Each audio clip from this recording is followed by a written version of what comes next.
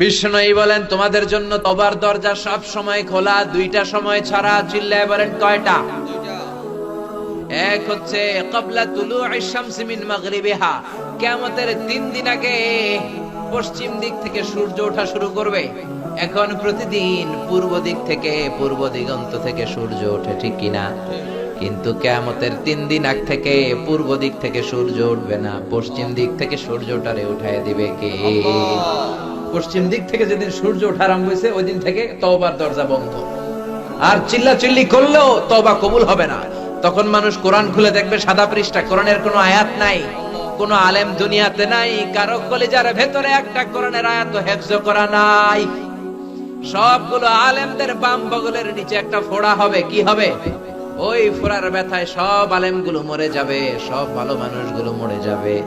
দুনিয়ায় থাকবে সব পাপীরা, পাপীদের উপরই কিয়ামত হবে। চিল্লায় কোন আল্লাহু আকবার। তার মানে দুইটা সময় তওবার দরজা বন্ধ হয়ে যায়। এক নাম্বার, কিয়ামতের 3 দিন আগে যখন পশ্চিম দিক থেকে সূর্য উঠবে, ওই সূর্য দেখার পর তওবা করলে চোখের পানি ছাড়লেও কোনো লাভ হবে। 2 নাম্বার, বাদাল গারগারা, গরগরানির পরেও তওবা করলে লাভ হবে না। মালাকুল মাউত যখন রূহ ধরে টান দেয়, রূহ বের হতে হলে মানুষের কষ্ট হয়, গলার মধ্যে গর গর গর গর শব্দ হয়। এই গরগরানির আগে তওবা করতে হবে, পরে করলে হবে। মালাকুল মাউতরে আপনি দেখে ফেলছেন, এখন তো ফাইনাল খেলা, এখন তো তওবার সময় নাই, ঠিক কি না? এখন মালাকুল মাউত রূহ কবজ করবে, এখন আর তওবা নাই। এই 2টা মুহূর্তের আগে যদি আপনি তওবা করতে পারেন, আপনি যত গুনাহ করেছেন না কেন, তওবার মতো যদি তওবা হয়, সব গুনাহ মাফ করে দিতে পারে কে? শয়তান আল্লাহরে চ্যালেঞ্জ দিয়ে বলল, আল্লাহ এত সোজা না, একটা বান্দারও আপনি জান্নাতে নিতে পারবেন না, পারলে জাহান্নাম কিছু বাড়িয়ে বাড়িয়ে বানান। আল্লাহ বলবে, ও শয়তান, তোর কাজ হলো ওয়াসওয়াসা দেয়া, আমার বান্দার কাজ হলো গুনাহ করা, আমি আল্লাহর কাজ হলো খালি ক্ষমা করা। বান্দা গুনাহ করবে আর আমি ক্ষমা করে দেব। শয়তান বলে, এত সোজা না। লা আকউদান্না লাহুম সিরাতাকাল মুস্তাকিম, বান্দা যখন মসজিদে যেতে চাইবে, আমি মাঝ রাস্তায় ধোঁকা দিয়ে মদের আড্ডাখানায় নিয়ে যাব।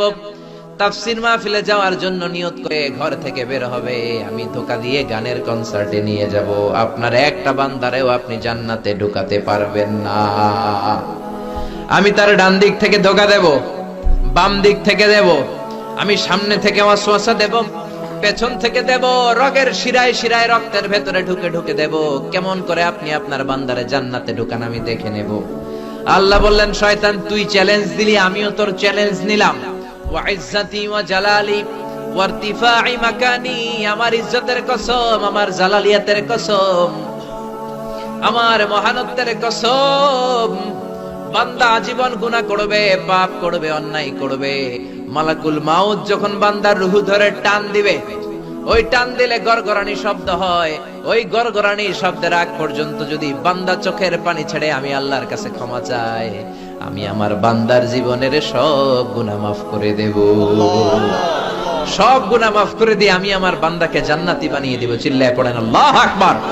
এজন্য আল্লাহ বললেন, ইয়া আইয়ুহাল্লাযীনা আমানু তুবু ইলাল্লাহি তাওবাতান নাসুহা। ও গোলাম, তওবার মতো তওবা করো।